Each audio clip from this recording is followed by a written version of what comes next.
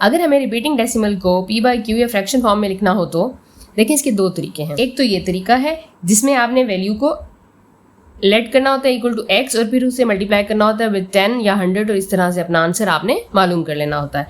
अब मैं आपको बता रही हूँ एक सिंपल सा तरीका जिससे आप with in a second answer मालूम कर सकते हैं।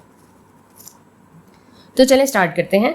देखिए हमारे पास क्वेश्चन नंबर 1 क्या है 0.333। हमने इसको कन्वर्ट करना है इनटू फ्रैक्शन फॉर्म। कैसे करेंगे, हम देखेंगे कि कितने नंबर्स रिपीट हो रहे हैं। एक नंबर है 3 है इसमें जो बार बार रिपीट हो रहा है, एक नंबर रिपीट हो रहा है ना, तो आपने वही एक नंबर लिख के नीचे एक बार ही 9 लिखना है। ठीक है, जितने नंबर्स रिपीट होंगे उतने 9s आपने डिनोमिनेटर में लिख देने हैं। अब देखें दूसरे सवाल में देखें तो इसमें भी 6 एक ही नंबर है जो रिपीट हो रहा है, तो आप लिख देंगे 6/9। अब नेक्स्ट में देखें इसमें 27 रिपीट हो रहा है। इट मीन्स अब दो नंबर हैं और दो नंबर क्या है 27 रिपीट हो रहे हैं, तो हम ऊपर वो दो नंबर और नीचे 2 बार 9 लिख देंगे तो हमारा आंसर आ जाएगा।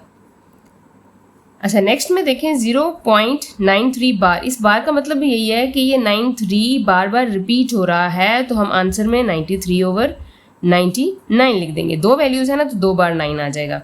तो अब लास्ट क्वेश्चन देखें, इसमें वैल्यू है 0.142857। अब यही वैल्यू बार बार रिपीट होगी आगे भी 142857। तो ये कितनी वैल्यूज हैं 1 2 3 4 5 6 वैल्यूज हैं बार बार रिपीट हो रही हैं। आपने ये 6 वैल्यूज भी ऊपर लिख लेनी है और 6 टाइम 9 नीचे लिख लेना है 1 2 3 4 5 एंड 6। तो ये हमारा आंसर